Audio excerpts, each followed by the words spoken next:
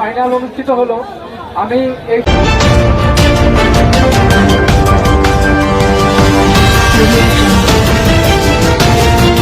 সবার আগে ধন্যবাদ জানাই যে মনপুরার তৃতীয়ামতি দর্শক, এই যে দর্শক চারিদিকে দর্শকের টইটুম্বুর ছিল এবং অনেক দর্শক আজকে এখানে উপস্থিত হয়ে খেলা দেখেছে।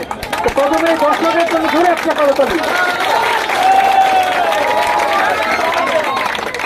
আমি এরপরে ধন্যবাদ জানাতে চাই যে দুইটা দল এখানে অংশগ্রহণ করলেন এবং এই দুইটা দলের যারা সদস্য ছিল, প্রথমেই যারা আজকের খেলায় বিজিত হয়েছে আমাদের বসুন্ধরা শুভ সংঘের জন্য একটা জোরে করতালি। এরপরে আমাদের যেই দল আজকে জয়ী হয়েছে সেই জয়ী দলের জন্য একটা জোরে করতালি। খেলার শুরুতেই বলেছিলাম খেলার মধ্যে হার জিত থাকবেই, একদল জয়ী হবে আরেক দল বিজিত হবে, তবে খেলার মূল আসল উদ্দেশ্য হচ্ছে এই যে ক্রীড়া চর্চা, সেটাই হলো খেলার আসল উদ্দেশ্য, জয় পরাজয়ের কোনো বিষয় নয়। তো আমরা চাইবো যে আজকের যে খেলার মধ্যে কিছু অনাকাঙ্ক্ষিত বিষয় হয়েছিল, আমি বলবো যে তাদের দুই পক্ষকে একটু মাঝখানে এসে নিজেদের মধ্যে একটু কোলাকুলি করে তাদের যে মনোমালিন্য সেই মনোমালিন্য দূর করার জন্য দুই পক্ষের যে প্লেয়াররা নিজেদের মধ্যে কোলাকুলির মাধ্যমে এবং তার টিম তারা খুব সুন্দরভাবে এই খেলার অনুষ্ঠানটি সম্পন্ন করেছে এবং খেলার মধ্যে কোনো ধরনের বিশৃঙ্খলা, কোনো ধরনের হইচই, কোনো ধরনের কোনো অস্বচ্ছতা ছিল না। সম্পূর্ণ স্বচ্ছভাবে একটি সুন্দর টুর্নামেন্ট অনুষ্ঠিত হয়েছে।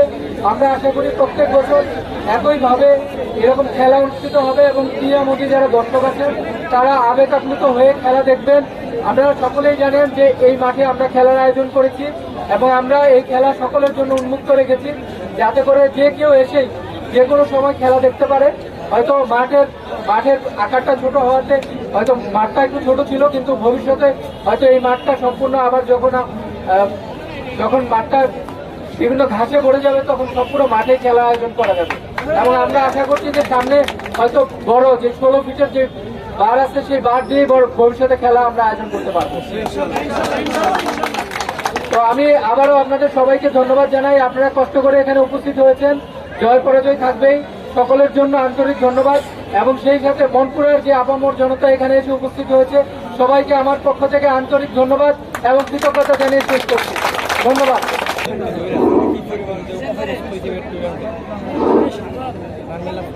এ পর্যায়ে পুরস্কার সাব্বির হোসেন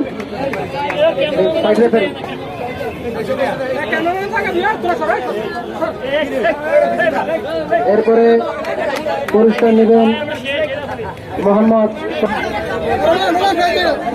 এরপর মনপুরা কাপ ফুটবল টুর্নামেন্ট 2025 এই টুর্নামেন্টের ফাইনাল খেলার প্রাইজ মানি বিতরণ করছেন রানার্স আপ দলের।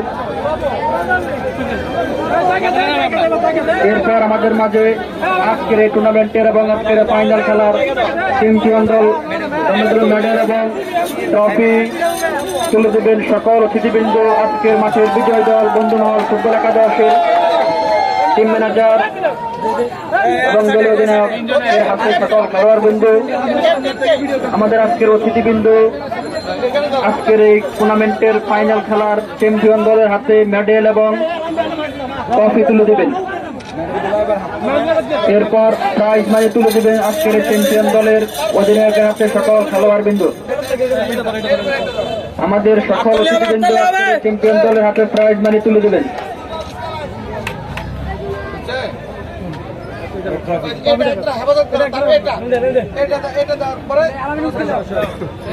ট্রফি